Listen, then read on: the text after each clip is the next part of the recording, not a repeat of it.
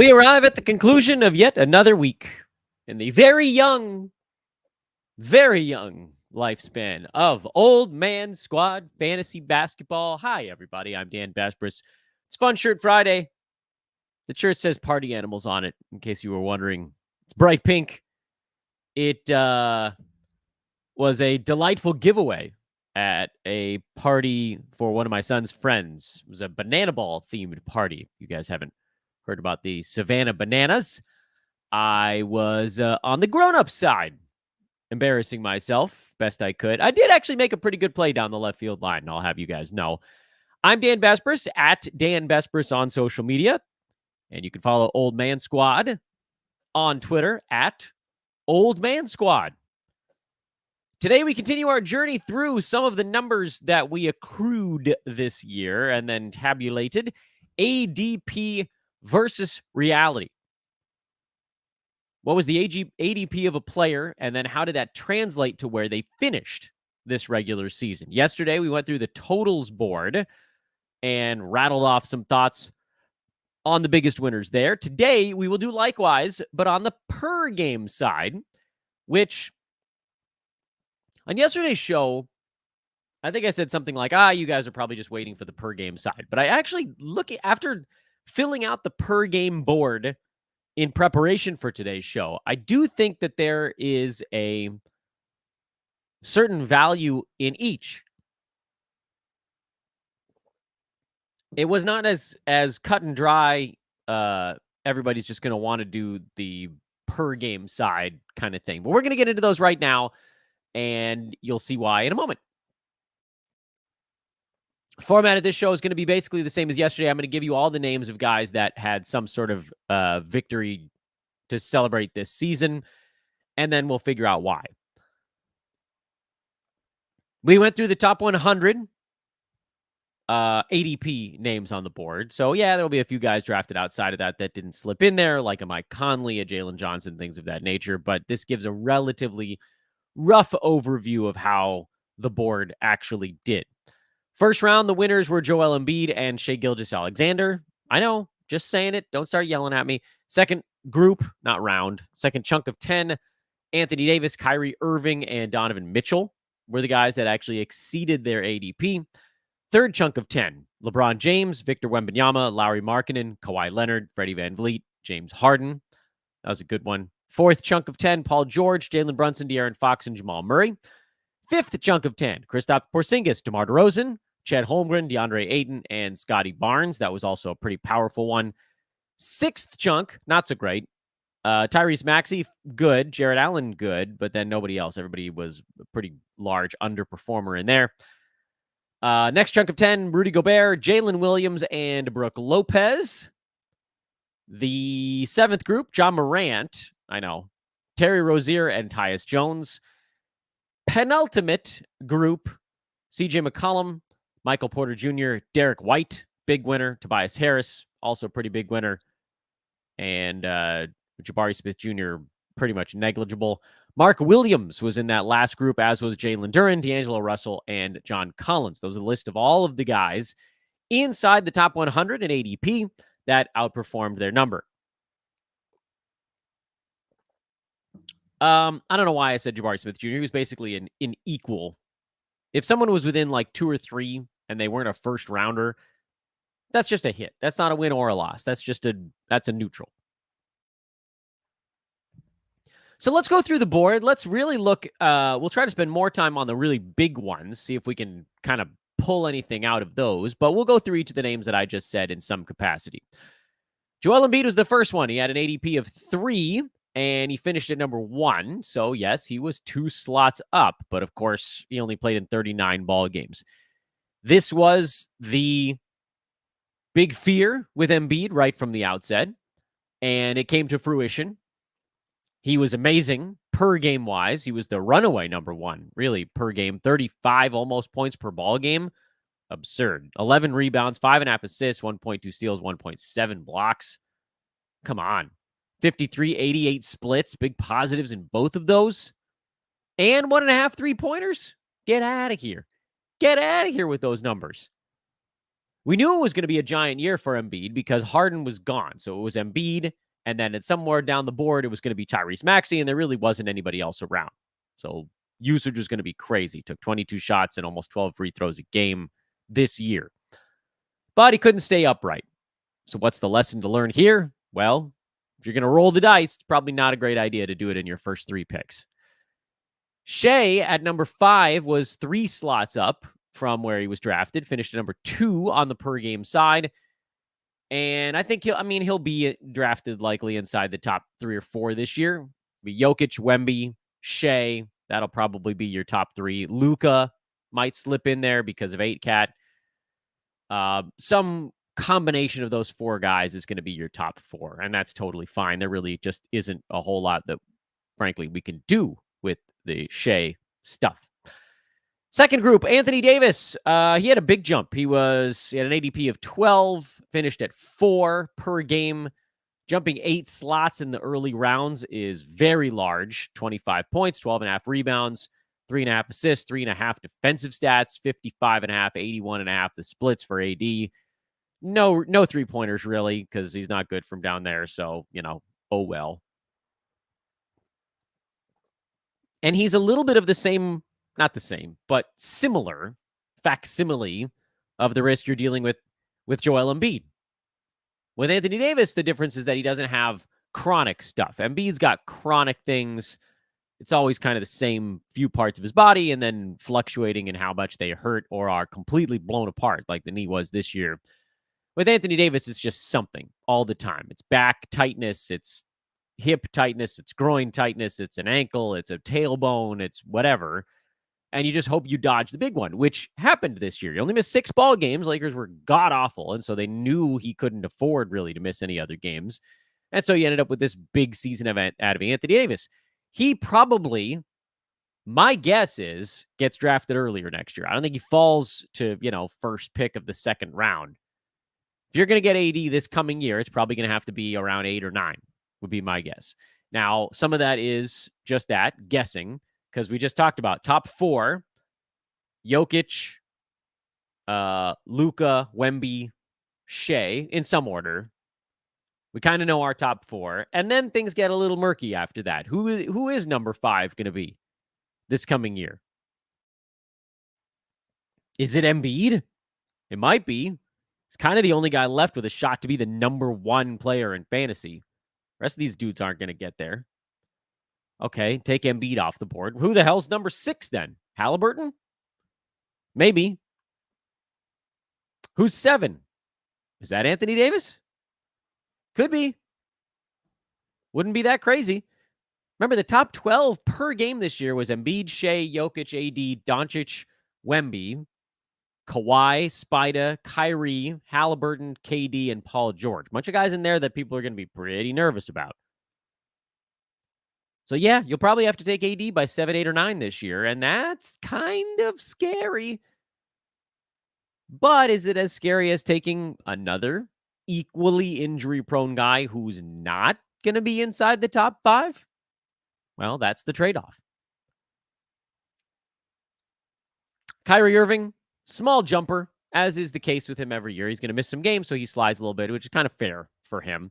And then Donovan Mitchell, who was drafted at 18, finished number 8 per game, but he missed a ton of basketball, played in only 2/3 of his team's games this year, 55 out of 82. I'm assuming that number will be better next year, but I don't think it's going to be great. So he's a guy who probably gets drafted in the first round this coming season, and then you're once again playing with fire. I think the tail end of the first round this coming season is going to be really rough. Think back to this last year, because Giannis will probably be in the top 8 or 9 again because of the punt free throw stuff. But this season, the first round, Jokic, Luka, Embiid, top 3. Shai and Tatum were the next 2. Tatum's not going top 5, not with his top 15 per game finish this year. Steph, no, he was down near 20. Halliburton, maybe he'll be in there, probably. KD at 9, top 10-ish. Dame, no. LaMelo, no. Trae Young, no. Who the hell are the other first rounders going to be? Is Booker going to get up in there? It's a weird way to phrase it. I need Archer. I need an Archer sound drop phrasing. Phrasing.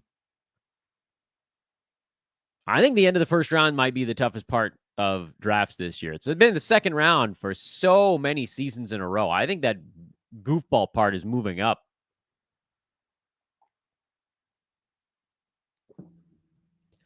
Next group, LeBron. ADP of 23, finished at 17. I don't know how the hell he did it.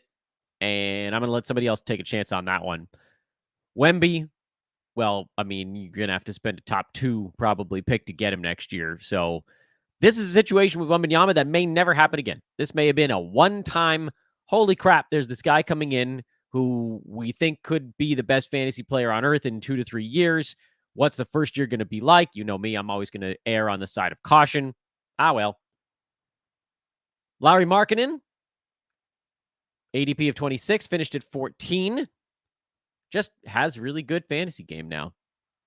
23 points, 8 boards, great percentages, nice threes. It's hard to get a lot of three-pointers on really good percentages. Lauri does it. Both strong percentages and over 3 threes a game. There was a time this year, and he faded a bit down the stretch, that Markkanen was arguably, I don't want to say most, but like top 5 efficiency. Effective field goal percent, he was a behemoth. Shoot 48 to 50% with over 3 threes a game. Who did that this year? Kyrie did that. He was 49.7. He was really close to 50, 40, 90. Kyrie, damn close.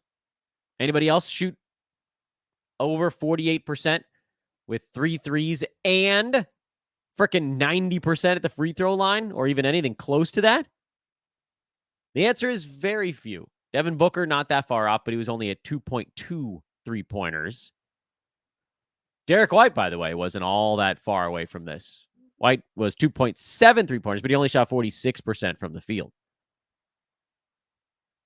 It's hard to be 48% or better and have 3 three-pointers and have a good field goal percent. Jalen Brunson was close, 2.7 three-pointers on about 48% shooting and 85% at the foul line. And not surprisingly, the farther down the board, the farther away you get from anybody that was even remotely close to achieving this feat. I mean, simple fact that there just aren't that many guys down the board that hit 3 three-pointers a game.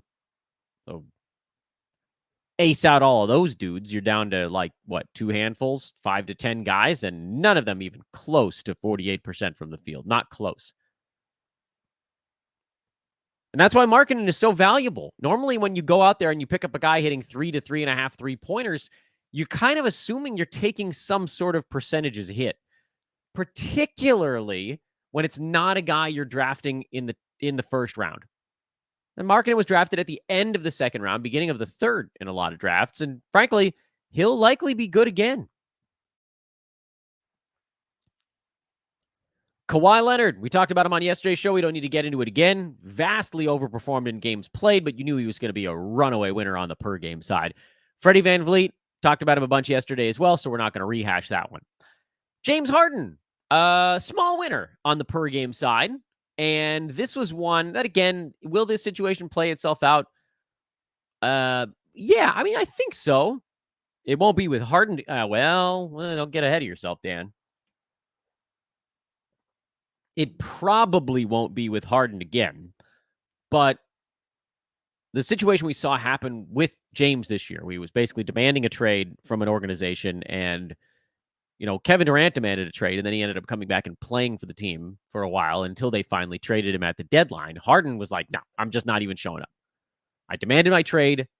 This is it. It's irreparable. I think the lesson learned there is that if a guy is going to hold a team hostage like that, and the team has high hopes of doing anything, and the player has made it as clear as Harden did that there's no fixing it, they're going to move him pretty fast, even if the return is not all that great. Because they didn't get much for Harden in the deal. I mean, they got picks, but more than anything, they got salary cap flexibility now, this offseason. Suddenly, Philly has a whole bunch of money, which they wouldn't have had on the books if they had to deal with whatever was going on with Harden. You say we're offering him an extension. He didn't want it. or they gave him, he took a discount, then he wanted the real, etc. You guys know the story.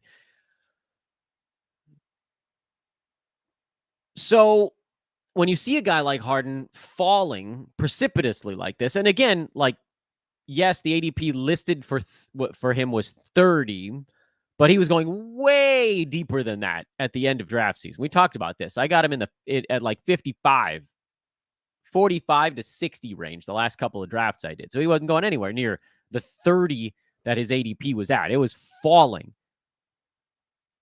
And if you got a guy who you kind of know no matter where you put him, like almost any place you put James Harden, he was going to be top 30 because he's James Harden. Like, you can take the ball out of his hands as much as you want. He's still James Harden. So if that's a guy who's going to fall into the 50s, it's a freaking no-brainer, especially if you're like, I don't really know if this guy's going to be playing on opening week. Well, the team had to unload him. Philly had no choice. Things were too messy with him there. Paul George, I don't know what the lesson here is. I mean, PG stayed healthier than usual, but also his numbers jumped back up to number 12, mostly because of that kind of aberrant, frankly, field goal percent number. And I'm inclined to say, I don't think that he can shoot 47% again from the field. Maybe he can. Maybe this is who he is now, but sort of weird to change your stripes this late. So I'm going to lean towards I think Paul George just had a really good shooting season. And I don't know. We'll see where he goes. If he gets drafted in the 30s again, then yeah, I mean, duh. But if you're going to have to spend a mid-second rounder on him, I don't think I'd do it. Jalen Brunson, he's going to go real early this year. I finished at 30th per game. My assumption is that there are more guys around him in New York this coming season that'll do stuff. So I think Brunson probably gets drafted late second round, and I don't think I'm going to go that path. To me, that's maybe a little bit too juicy. Finished at 24. Sorry, not 30.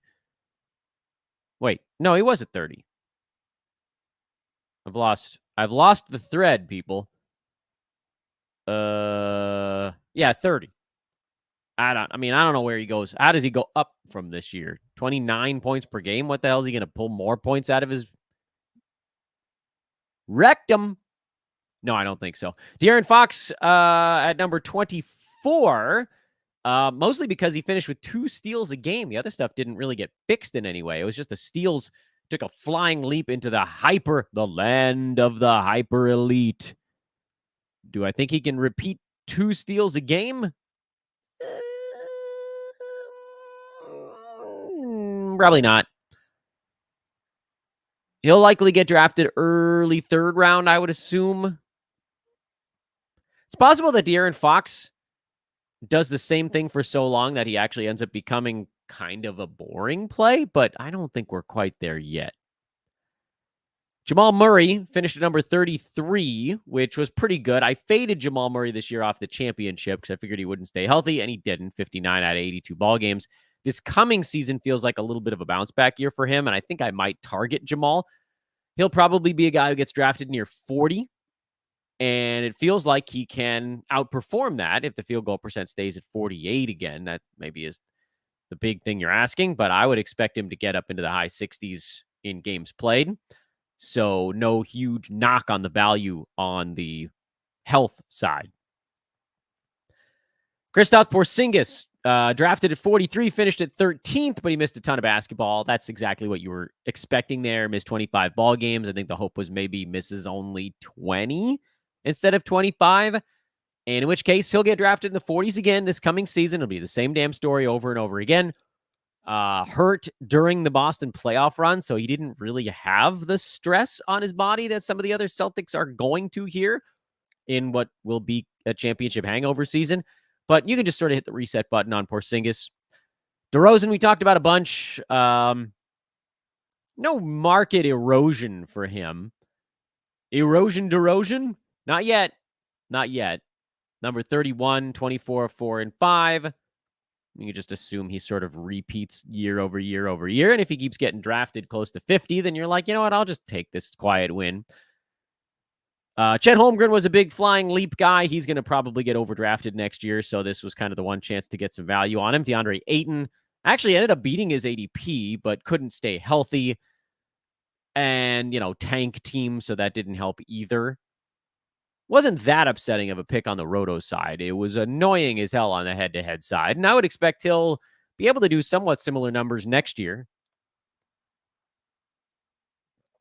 The Portland's still going to be awful. So I don't know how you take that plunge head-to-head. Scottie Barnes, I think you could take that plunge. Who the hell were we talking to on this show about Scottie Barnes? I forget. Was that Mike Barner? No. One of you guys might remember. If you guys remember which guest brought up Scottie Barnes as the main topic, well, you have a better memory than I do. Feel free to throw it into the chat room or at me on Twitter or something like that. Scottie Barnes drafted at 50, finished at 20. Question is now, does he do more than 28 and 6 with 2.8 combined defensive stats? Yeah. I mean, RJ Barrett's there. Emmanuel Quickley's there. Yeah, they got rid of Anunoby and Pascal Siakam. So is that the trade-off? Is there a little bit more for Barnes? Maybe a tiny bit more. Blocks at 1.5, though. That feels like a number that could come back down a tad. Barnes, to me, strikes me as a pretty safe late second rounder. I don't think that I would venture too much beyond that, but if that's the dude that kind of falls to you at like 24, 25, I'd be okay with it. In terms of this year, he did the Brandon Ingram, where he fixed like 3 categories all at once. Pretty impressive stuff for blocks, points, I think threes, bunch of like 3 things all got a ton better along with the increased usage. That was the real key. Can the other stuff improve along with it? You figured there was going to be a usage bump, but he was like, ranked 80th, 90th last year? So, okay, make the case for top 50, top 60 range. Fine. Where's the rest of that jump going to come from? Well, he found it in other categories. That's a big deal. But I don't know where the next leap comes from for Barnes unless he fixes his free throw stroke and gets that up to like 82. That's how he jumps from late second round to early second round, which is possible. It's not impossible. Guys fix their free throw strokes all the time. Would I draft him at like 18 and hope that happens? Probably not. Whoops, scrolled too far. Tyrese Maxey at number 59. This was a layup, and we talked about him yesterday, so we're not going to do Tyrese Maxey again, but you just knew there was going to be a lot more going on with him. And, ADP of 57. He was already basically doing more than that at the end of last year. Jared Allen, ADP of 58. That was crazy late for a guy who I think last year finished in the 20s. Didn't he? No, 30s? 33 last season. Why was this dude going near 60? He did that on 9.2 shots per game last year. He took 10.6 shots a game this season, and his value dropped, which again tells you how hard it was to be a monster in fantasy this year. Last year, 14.3 points, 9.8 rebounds, 64% from the field. This year, 16.5 and 10.5. Steals and blocks were pretty much the same. Like, a lot of it doesn't really make sense. He was at 2 defensive stats last year, and this year he was at 1.8. That's not very different. He was better, honestly, field goal percent. Did the turnovers get worse? Well, no. 1.4 to 1.6.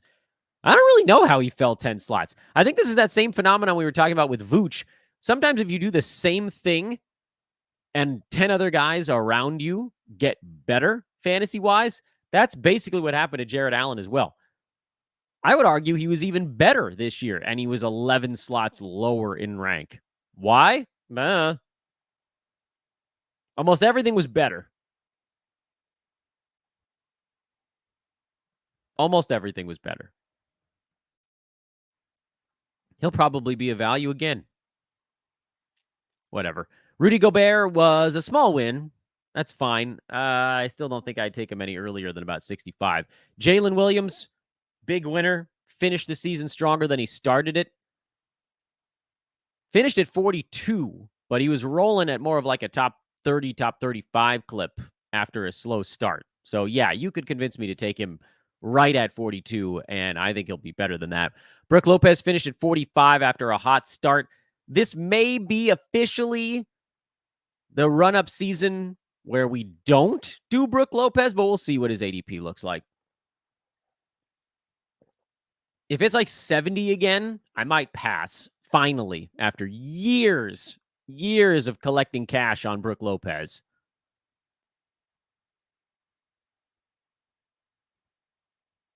This might finally be the time we don't. But we'll see. I mean, if his ADP falls to like 85, 90, then I'll do it again. Mark my words. John Morant, we can ignore that one. Well, can we though? No, you know what? Don't ignore John Morant because, and this happens to him often. Every year he gets off to really fast starts because his free throw stroke is like unsustainably higher than it's going to be. And then everything always comes back to earth. Like, he wasn't going to average 8 assists a game this year. Don't be swindled. Be not swindled, my fine feathered friends. Terry Rozier, well, yeah. I mean, this one's all going to come down to ADP. So skip it. Tyus Jones is an interesting one. ADP of 78, finished at 67. And that's despite all those early season blowouts. I like Tyus Jones a lot, but I don't know where he's going to be this coming season. So don't make any critical investments yet. But boy, when he got 30 plus minutes a game, he was a top 50 fantasy play. Keep that in the back of your head.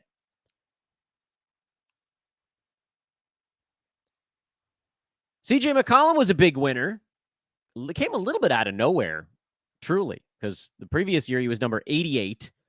21 points, 4.4 boards, 5.7 assists, a steal and half a block. This was last year. 2.8 threes and 44-77 splits. McCollum came roaring back this season. Roaring, I say, with 20 points again. 3.6 three-pointers this year, so a big jump up in threes. 4.4 rebounds, almost exactly the same. Assists were down by 1 whole assist for CJ. Steals and blocks were almost exactly the same. But he shot 46% and 83. 46-83 splits instead of 44-77. Fixed the 2 percentages, and good things followed. What version of CJ do we get next year? I don't think anybody really knows. And that is terrifying. Because you may see him jump back up into a 60s ADP again instead of 82. And then you're like, all right, well, which one of these dudes am I getting? He's 45.5% shooting over his career. So the 46% this season was actually closer to his career mark.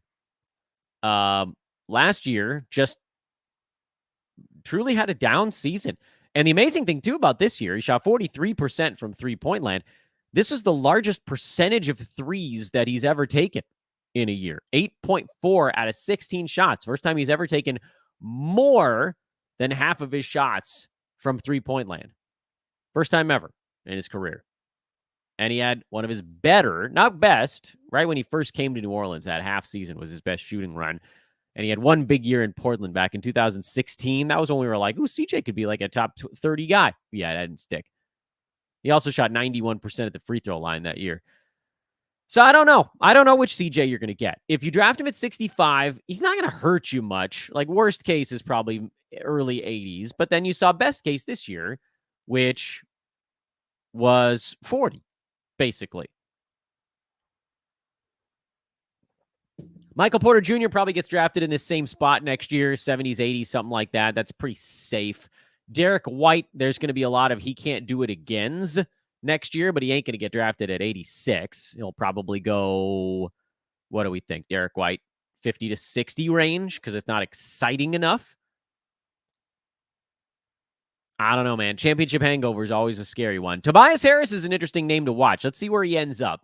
But he did good things this year again with Harden gone. And we talked about him yesterday. So, again, not going to recycle that one. And now we get into those last few names. Mark Williams and Jalen Duren. They were right next to each other in ADP. Right next to each other at 91 and 92. One of those two guys survived the season, sort of. That was Duren. And even he was, like, barely survived the season. He missed a quarter of his games, which on a team that ended up tanking, it's like, all right, well, I guess we'll take it. But Mark Williams played what, the first month? So many Williamses. Mark Williams played the first month, basically. 19 games. Averaged 13 and 10. 0.8 steals, 1.1 blocks, 65% shooting from the field, 72% at the free throw line. He was really not that dissimilar from Jarrett Allen. Jarrett Allen averaged 3 more points, half a rebound higher, and 1 assist more. But the steals, the blocks, the percentages, very close.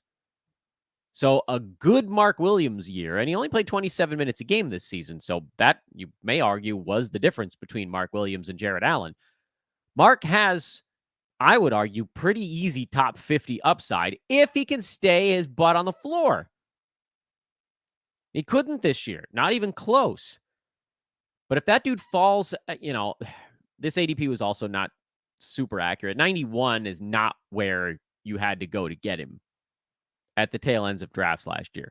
Mark Williams went at 80. What is that? 72, 80, 81. He went at 81. To me, mind you, in the last draft I did before the season started last year. So he wasn't going in the 90s. He was going in the 80s, sometimes even the 70s.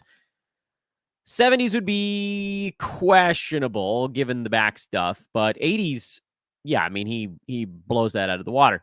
And, Jalen Duren probably does too. The difference between those two guys is that Duren is not as good at racking up defensive stats. He's a better rebounder than Williams. Jalen Duren is, in my eyes, he's going to be a transcendent rebounder if he can keep his feet healthy. He's going to be a good field goal percent guy. Duren actually shot 79% from the field this year, or from the free throw line. Pretty surprising. So I like him too. But the upside in Mark Williams is the defensive stats, because Duren was at 1.3 combined. Williams was at 1.9, and Duren did it in 2 extra minutes. Williams plays another 2 minutes on top of what he did this last year. You can add another 7-8% to all of that stuff. Would I draft those guys again? Hell yeah, I would. And I'd close my eyes and pray. And the last 2 winners on the per game side that we'll discuss before we roll on into the weekend. And before I do that, I want to remind everybody, if you're watching this video on YouTube, please take just a second to hit that like button. There's only like 10% of you that actually go and do it. Can we get that up to like 20% of you for this show that stop and hit the like button? And then subscribe if you haven't done that already. Please subscribe. And that goes for no matter how you're taking in the show. It's the only thing I'm promoting on these shows right now is subscribing to the show and helping us grow it. So if you're listening now after the fact, also YouTube or iTunes, Spotify, any RSS feed, please subscribe. Take that second, subscribe or follow. And if it's the weekend, so you probably got an extra 60 seconds, drop a 5-star review. Drop a 5-star review. It would mean the world to me. Last 2 names on the board. D'Angelo Russell was number 99. We've talked about this one a bunch. Why is he a value? Well, because everybody wants to blame him. He gets blamed. And that's okay. But we don't know where he's going to be next year. I don't know how the Lakers convince him to come back. I mean, maybe if JJ Redick takes over, you just get this totally new feeling around the team. But I still like D'Lo. This is 14 shots a game. That's pretty repeatable as a third option somewhere. He can go be a third option most places. And I think, top 75 is still pretty doable for him. And then John Collins is a bit more questionable. He was number 80 both per game and totals. He's a good percentages power forward who's not going to rack up defensive stats. He's not bad at them by any stretch. And he's a decent rebounder, scores a little. He's just a very boring power forward in a lot of ways, which is fine because like Tobias Harris is too. But Harris at least is a big positive in free throw percent while also being just kind of fine in the other stuff, where John Collins is kind of sort of like a smallish positive in field goal percent while being okay in a lot of stuff. I have no idea If I told you I knew what Utah was going to do next year, you could call me a liar. I don't know what's going to happen there. Is Walker Kessler going to get a few of those minutes back? Does that push Collins back down to power forward? Is he a guy that they look to move this offseason or in the middle of next year? He's a dicey one. So if you're going to have to spend anything inside the top 100 on Collins, I think I would likely think twice about that. If you can get him between 100 and 110 again this year, wouldn't be the worst idea in the world. Pray he gets to 68 to 70 ball games again. Maybe a little bit more value in head-to-head than Roto, because I don't think there's a boatload of upside there, unless, again, Utah just clears out the runway and doesn't let any other centers do anything. That's your potential path. All right, those are your per-game winners against ADP this year. Next week, we got plenty more to talk about in this board. Namely, and you guys can't see it because I had it sort of fenced off, but I'll make it more visible now. You can see there's all these other columns, folks that are watching. These columns are things like the absolute value, the difference, how different rounds are performing, how, last 5 is performing versus last 10. I like the last 10 because then you can see, okay, how did the first round do? How did the second round do? How did the third round do? Third round, by the way, was a really good one. Third round was a real good one. If you can get a small number on anything after the first round, that's very impressive. And it happened a couple of times. So what does that then tell us about some of these names going forward, or how Yahoo arranges their board? If anything at all, maybe it's nothing. But we're going to dive into it next week, and we're going to explore these items further. Thank you guys for watching live or after the fact. I know not that many of you are doing live right now because who cares? It's the off season. But to those that did, appreciate you. And anybody listening or watching after the fact, I appreciate the crap out of you as we try to grow this thing from the ground up one more time. I'm Dan Besbris for Old Man Squad Fantasy Basketball. Have a wonderful weekend, everybody. And I will see you all on Monday. So long from the party animal.